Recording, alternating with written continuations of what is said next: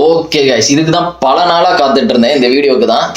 எனக்கு தமிழ் கமெண்ட்ரி பிடிக்குமா English commentary பிடிக்குமான்னு கேட்டிங்கன்னா எப்பவுமே இங்கிலீஷ் தான். சின்ன வயசுலேருந்து இங்கிலீஷ் கமெண்ட்ரி தான் பார்த்துட்டு இருக்கேன். எந்த ஸ்போர்ட்ஸாக இருந்தாலும், மூவியாக இருந்தாலும் சரி, தமிழ் டப் பார்க்கவே கூடாது. நீங்கள்லாம் ஹேங் ஓவர் தமிழில் பார்த்துட்டு இருக்கீங்க, கரெக்டாக தமிழில் பார்த்துட்டு ஹேங் ஓவர் தமிழ் டப் தான் வேற லோன்றீங்க. நான் இல்லைம்பேன், இங்கிலீஷ் தான்டா நல்லா இருக்கும், இங்கிலீஷ் தான் நல்லா இருக்கும்.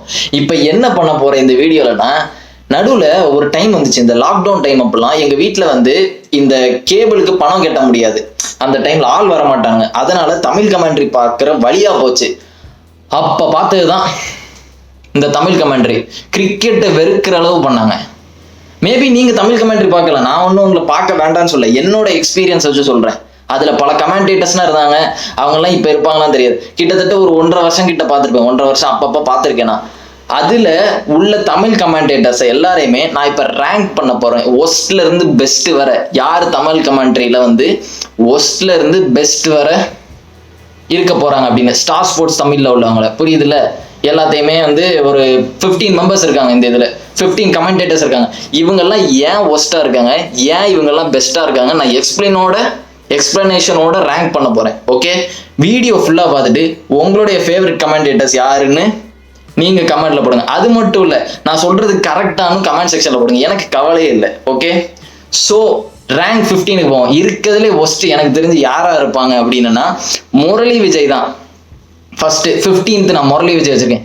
எதுக்கு முரளி விஜய் வச்சிருக்கேன்னா, ஆஸ் அ பேட்டரா I like Murali Vijay as a batter. நான் வந்து சிஎஸ்கே பற்றிலாம் போட்டிருக்கேன். பெஸ்ட் ஓப்பனிங் பேர் யார் அப்படின்றதுக்கு முரளி விஜய்லாம் நான் போட்டிருந்தேன். As a commentator he don't likes it. சீரியஸாக முரளி விஜய்க்கு கமெண்ட்ரி பண்ணுறது பிடிக்கல. கொஞ்சமாவது முரளி விஜய் பண்ணுற கமெண்டேட்டரை பாருங்க, கமெண்ட்ரி பண்ணுறதை பாருங்களேன். யார் 50 போட்டாலும் சரி, அப்படியே வெறுக்கிற மாதிரி இருக்கு. ஏதோ இவர் வந்து கிரிக்கெட் மிஸ் பண்ணுற மாதிரி பேசுவார். செம ஷாட்ரா மச்சான், செம ஷாட் சீக்கா, அவர் 50 போட்டார், நல்லா இருக்கும்.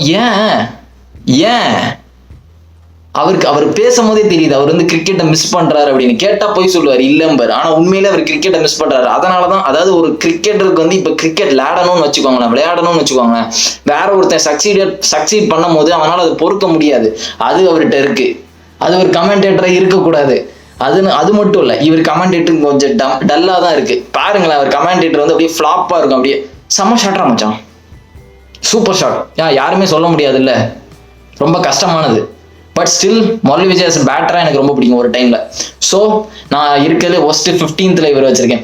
14th யார் இருக்கா அப்படின்னு கேட்டீங்கன்னா பாவனா. ப்ரோ பாவனா கமெண்டேட்டரா?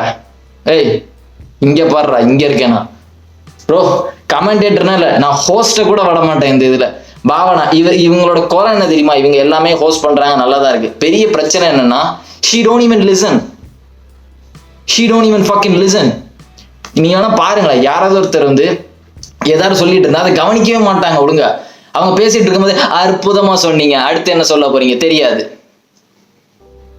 கரெக்டா யார் என்ன சொன்னாரு, சூப்பரா சொன்னீங்க சார் அப்படிம்பாங்க. என்ன சொன்னாங்கன்னு கேளுங்களேன், தெரியாது. அப்படி இருக்கவே கூடாது ஒரு ஹோஸ்டா இருந்தேன்னா. அதுதான் மெயின், புரியுதா? நான் அதனாலதான் கமெண்டேட்டர் லிஸ்ட்ல கூட இதை வச்சிருக்கேன். என்ன பாருங்கடா, கமெண்டேட்டர் லிஸ்ட்ல கூட இதை நான் வச்சிருக்கேன். பாவனாவை கூட விட மாட்டேன். என்னதான் நீங்க வந்து நல்ல ஹோஸ்டா இருந்தாலும் you should listen what other peoples are telling, right? அதனாலதான் நான் 14th வச்சிருக்கேன். ஓகே, நம்பர் 13th யார் இருக்கா அப்படின்னு கேட்டீங்கன்னா இவர் ரசில் அர்னால்டு. இவர் வந்து ஸ்ரீலங்கன் பிளேயர், எல்லாருக்குமே தெரியும். தட்டி தடுமாறி தமிழ் பேசுவாரு, தட்டி தடுமாறி. அதாவது இவரை ஏன் நான் 13th வச்சிருக்கேன்னா, நல்ல கிரிக்கெட் நாலேஜ் உள்ள பிளேயர் தான், பெரிய கிரிக்கெட் பிளேயர் தான். பட் இருந்தாலும்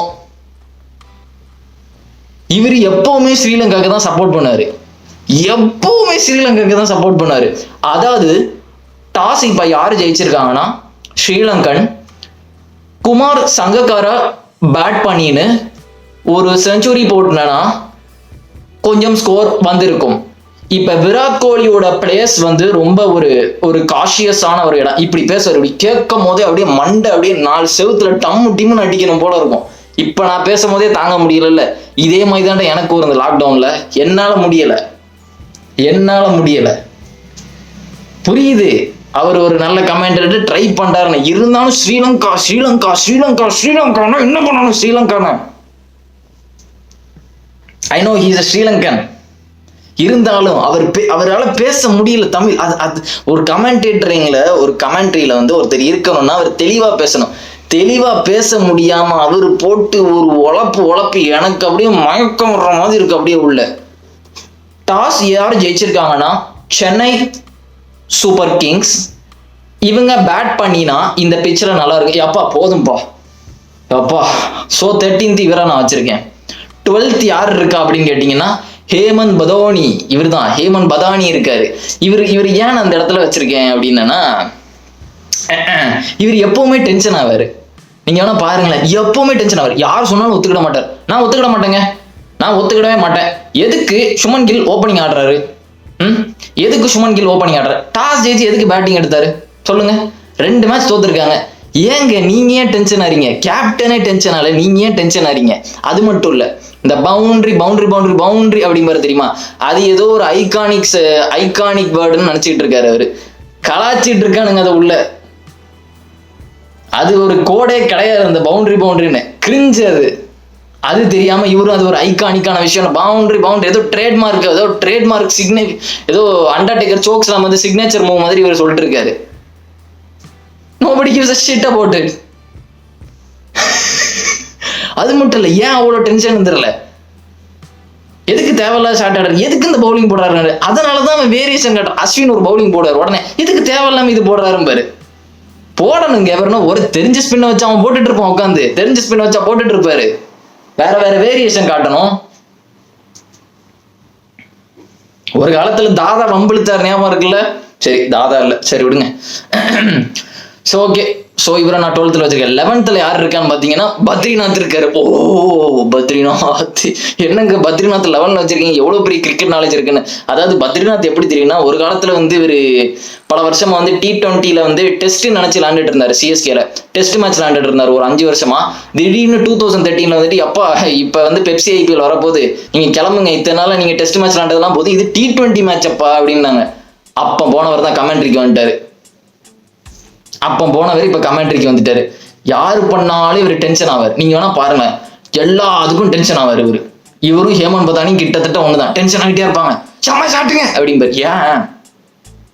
ஏன் அதுவும் இல்லாம அங்கங்க இந்த இங்கிலீஷ் கமெண்ட்ரியில இருந்து ஒரு 1-2 வார்த்தை பிச்சு கிடாரு. கமத் மேன் கமத் ஹார். Oh Badrinath, oh my God, he knows some language man. My man knows some language. My nigga knows some language.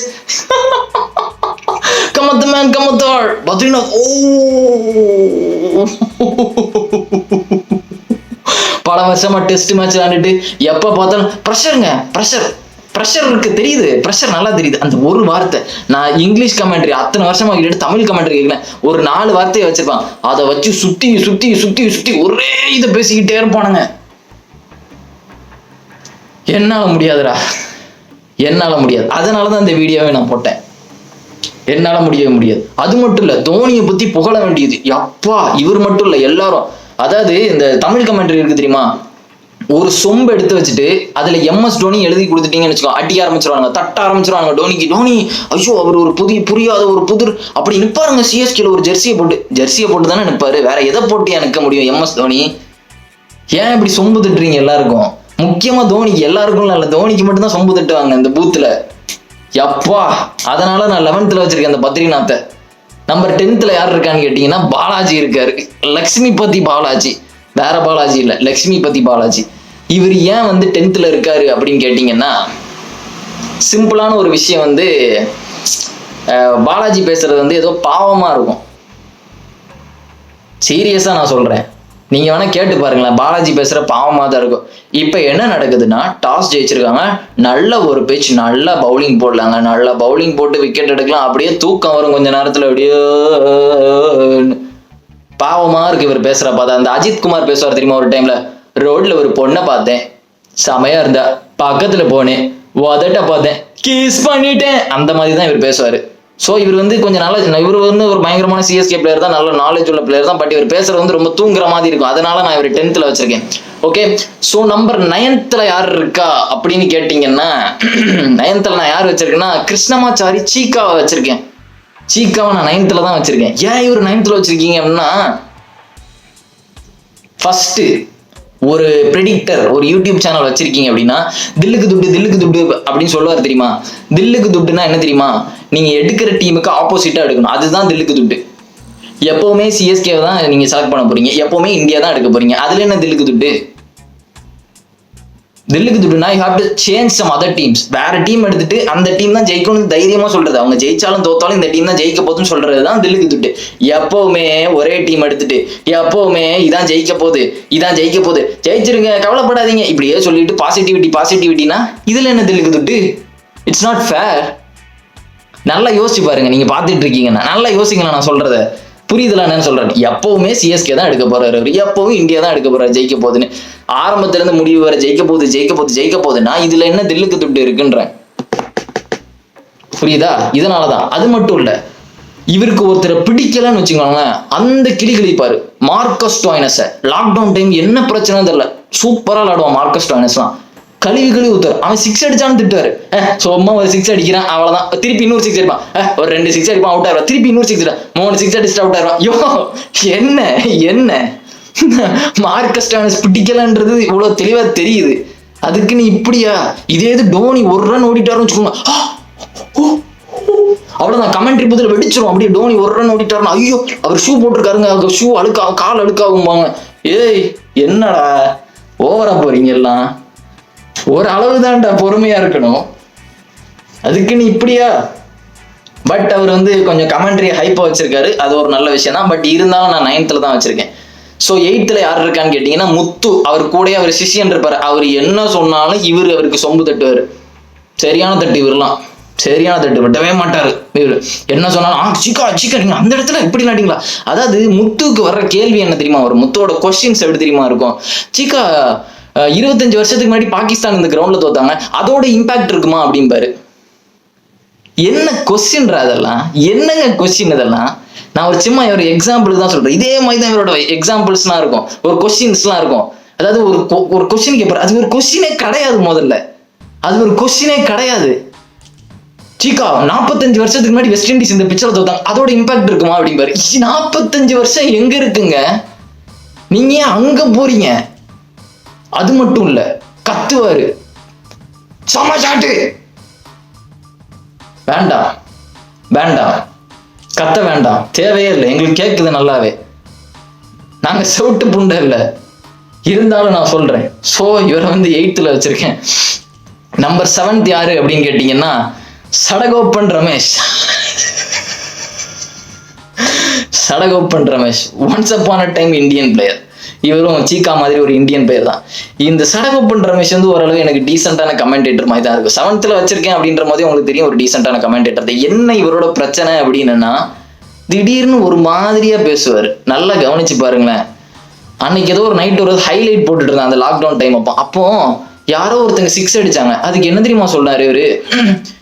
இங்க பாத்தீங்கன்னா அழகா ஒரு 6 அடிச்சிருக்காருங்க.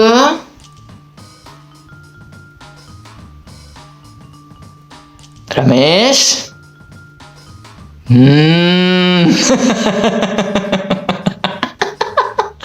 இங்க பாத்தீங்கன்னா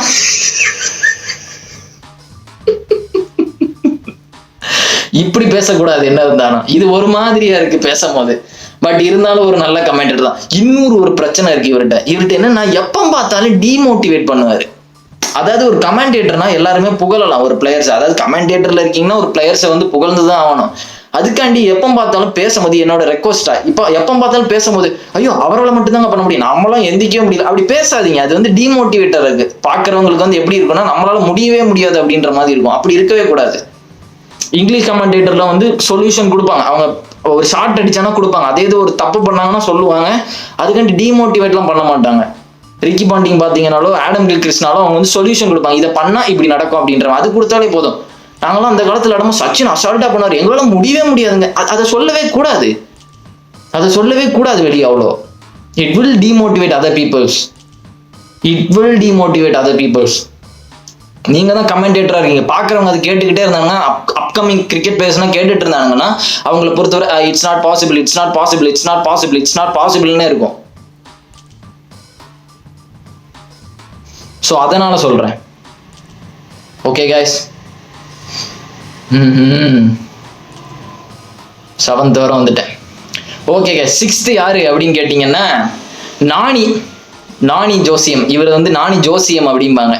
இவர் எதுக்கு, இவருடைய பிரச்சனை வந்து என்ன தெரியுமா, இவர் நல்லாவே தான் சொல்லுவாங்க, இவரை தான் வந்து எல்லாரும் பூத்துல ஓட்டிட்டு இருப்பானுங்க. மற்றவனுங்க சொம்பு திட்டுறவங்களோட எனக்கு இவர் பரவாயில்லன்னு தெரியும். இந்த ஹோயமான் பதானி, பத்ரிநாத், சீகா முத்து எல்லாம் இந்த தோனிக்கு சொம்பு தட்டுற அளவோட இவருக்கு கொஞ்சம் தெரியும்னு எனக்கு தெரியும். இவருக்கு கொஞ்சம் நாலேஜ் இருக்கு.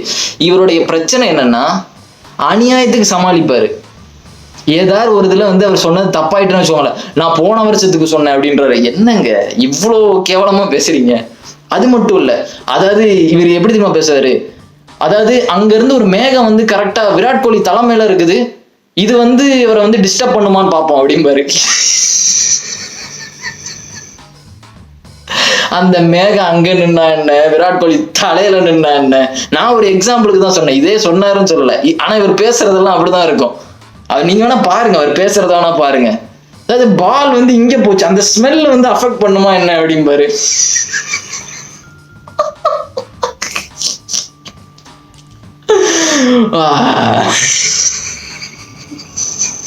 ஸ்மெல் அஃபெக்ட் பண்ணும். பட் இருந்தாலும் எனக்கு இவர் பேசுற பார்த்தா காமெடியா இருக்கு. இதனாலேயே வந்து நான் 6th வச்சிருக்கேன். யாருக்கும் அவ்வளவு சொம்பு திட்ட மாட்டாரு, இருந்தாலும் நான் 6th வச்சிருக்கேன். நம்பர் 5th யார் இருக்கா அப்படின்னு கேட்டீங்கன்னா ஸ்ரீபாய் நான் வச்சிருக்கேன். எனக்கு தெரிஞ்சு இவர் வந்து ஒரு பங்களாதேஷ் கோச். இவர் நல்லா தான் பேசுவாரு, நல்லா என்ன தெளிவா பேசுவாரு என்ன நடந்தாரு. ஆனா எதுக்கு எடுத்தாலும் அல்ற மாதிரியே பேசுவாரு. நீங்க வேணா பாருங்களேன், இவர் பேசுறது அல்ற மாதிரியே பேசுவாரு. என்னங்க டாஸ் ஜெயிச்சு பேட்டிங் எடுத்துட்டாங்க, இப்ப என்ன பண்றது, நீங்க ஏன் இவ்வளவு சேடாறீங்க? why are you so fucking sad? நீங்க இவ்வளவு சோகமா இருக்கீங்க? அவனுக்கு டாஸ் ஜெயிச்சா என்ன தோத்தா என்ன, நீங்க அதுக்கு அல்றீங்க டக்குன்னு.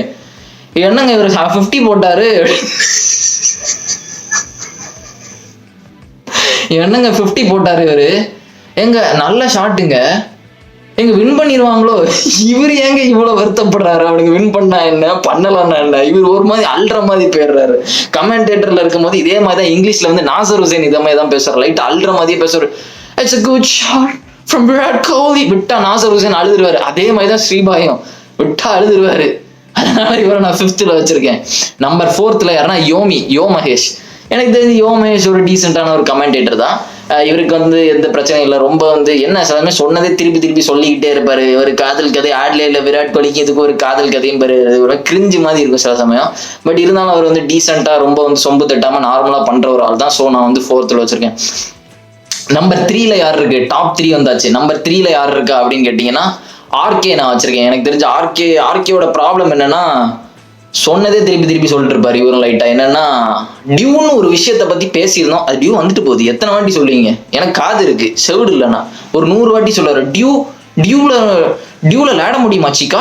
அதாவது இவர் வந்து இவர்கிட்ட எனக்கு பிடிச்சது என்னன்னா, இருக்கிறதுல இவர் ஒருத்தர் தான் ஹோம்ஒர்க் பண்ணிட்டு வருவாரு, ஸ்டாட்ஸ் எல்லாமே தெரிஞ்சுட்டு வருவாரு. இவரும் முத்தும் மட்டும்தான் எனக்கு தெரிஞ்சு ஸ்டாட்ஸ் எல்லாமே ரெடி பண்ணிட்டு வராங்க. மத்தெல்லாம் சும்மா வருவாங்க, தெரியும் எல்லாருக்கும், மத்தெல்லாம் சும்மா தான் வராங்க சொம்பு தட்டுறதுக்கு. ஆனா இவர் அப்படி இல்லை, இவர் கொஞ்சம் இந்த ஹோம்ஒர்க் எல்லாம் பண்ணிட்டு யார் வந்து இதெல்லாம் விளையாண்டுருக்கா, யார் அந்த டைம்ல செஞ்சுரி அடிச்சிருக்கா, அதெல்லாம் தெளிவா பேசுவாரு. என்ன சிலதுமே நியூஸ் ரீடர் மாதிரி பேசுவார், அப்படியே ஒப்பிப்பாரு. அது மட்டும் கொஞ்சம் ஒரு மாதிரி ஆக்வர்டா இருக்கும். சீரியஸா நீங்க வேணா பாருங்க, அவர் பேசுற it's kind of look like news reader. So அது மட்டும் தான். பட் வந்து இவரோட எஃபர்ட்டுக்கு நான் பாராட்டுறேன். இந்த உள்ள வந்து இந்த ஸ்டாட்ஸை பத்தி நான் சொல்லும் போது அதுக்கு நான் 100% கொடுக்கணும். பட் இருந்தாலும் 3rd தான், அவ்வளோ எஃபெக்டிவா இல்லை. 2nd யார் இருக்கா அப்படின்னு கேட்டீங்கன்னா ஆர்ஜே பாலாஜி.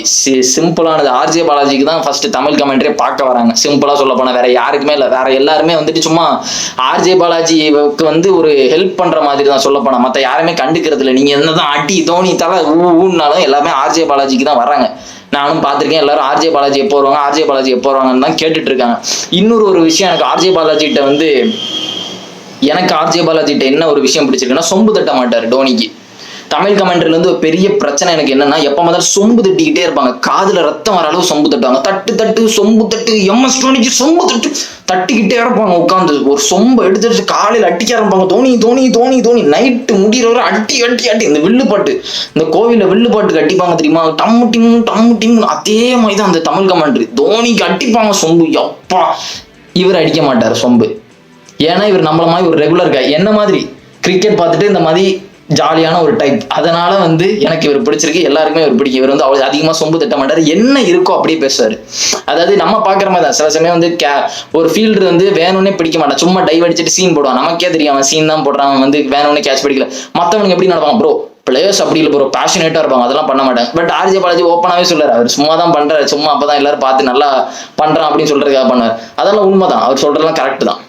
ஓகே, ஸோ இவரை வந்து நான் செகண்ட்ல வச்சிருக்கேன். ஏன் இவரை ஃபர்ஸ்ட் வைக்கிறேன்னா, ஃபர்ஸ்ட் ஒரு நல்ல ஆள் இருக்காரு, அவரை நான் ஃபர்ஸ்ட் வச்சிருக்கேன். ஸோ ஃபர்ஸ்ட் யார் எனக்கு தெரிஞ்சு ரேங்க் 1 யார் நான் கொடுத்துருக்கேன்னா அபினவ் முகுந்த் நான் கொடுத்துருக்கேன். எனக்கு தெரிஞ்சு இந்த கமெண்டேட்டர்ல வந்து பெஸ்ட் கமெண்டேட்டர்னா இவர் தான். ரொம்ப சொம்பு தட்ட மாட்டாரு, நல்ல நாலேஜும் இருக்கும், நல்லா ப்ரிடிக்டும் பண்ணுவாரு. நான் சொல்றேன்ல நல்ல கமெண்டேட்டர், நான் சொல்றேன்ல ரொம்ப டிமோட்டிவேட் பண்ற மாதிரி பேச மாட்டாரு. எப்ப ஹைப் கொடுக்கணுமோ ஹைப் கொடுப்பாரு, மேட்சுக்கு ஏற்ற மாதிரி பேசுவாரு, ஃபன்னாவும் இருக்கும், ஹோம் ஒர்க்கும் பண்ணிட்டு வருவாரு. இதனால தான் நான் இவரை வந்து ஃபர்ஸ்ட் வச்சிருக்கேன். எனக்கு தெரிஞ்சு கமெண்டேட்டர் பாக்ஸ்ல வந்து ஃபர்ஸ்ட் இருக்கிறது இவர் தான். மற்ற அந்த பத்ரிநாத் இவங்கெல்லாம் கிடையாது. சடகோ பண்ற மேட்ச்லாம் சும்மா வராரு. எனக்கு தெரிஞ்சு அங்கே பாவ பஜ்ஜி என்ன கொடுக்குறாங்களோ யாருக்கு தெரியும். மற்ற எல்லாருமே வந்து சும்மா தான் பண்றாங்க. நான் வந்து சொல்றது போய் சொல்ற மாதிரி இருக்கும். Just look at it. நீங்க இத்தனால பார்த்துட்டு இருக்கீங்களா? நான் இப்பெல்லாம் தமிழ் கமெண்ட்ரி பார்க்குறேன். நான் எப்பவுமே இங்கிலீஷ் தான். அந்த நடுவில் அந்த பார்த்த டைம் வச்சு நான் இப்போ சொல்றேன் என்னுடைய தாட்டை. என்னால கேட்க முடியல, ஹானஸ்டா சொல்ல போனா ஐ குடன்ட் லிசன் இட். நீங்க ஒரு வேளை பார்த்துட்டு இருக்கீங்கன்னா நான் சொல்ற தப்பா இருக்காது. வேணா பாருங்க, நான் சொல்றது வேணா திருப்பி போட்டு பாருங்க. நான் சொல்றது திருப்பி போட்டு இல்லை இப்போ வேணா இந்த வீடியோ பார்த்ததுக்கு அப்புறம் கவனிச்சு பாருங்க நான் சொல்றது கரெக்டா இல்லையான்னு. நீங்க திருப்பி கமெண்ட்ரி பண்ணாம எத்தனை பேர் வந்து சொன்னதே திருப்பி சொல்றாங்க, எத்தனை பேர் தோனிக்கு சொம்பு தட்டுறாங்க அப்படின்னு.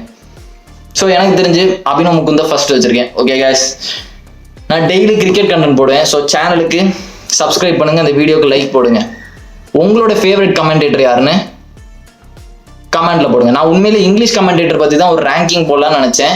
எதுக்கோ தெரியல இந்த வீடியோ போட்டே ஆகணும் அப்படின்னு இருந்துச்சு, அதனால தான் இதை போட்டேன். Okay guys, see you in the video and remember it, always be on top. Cheers.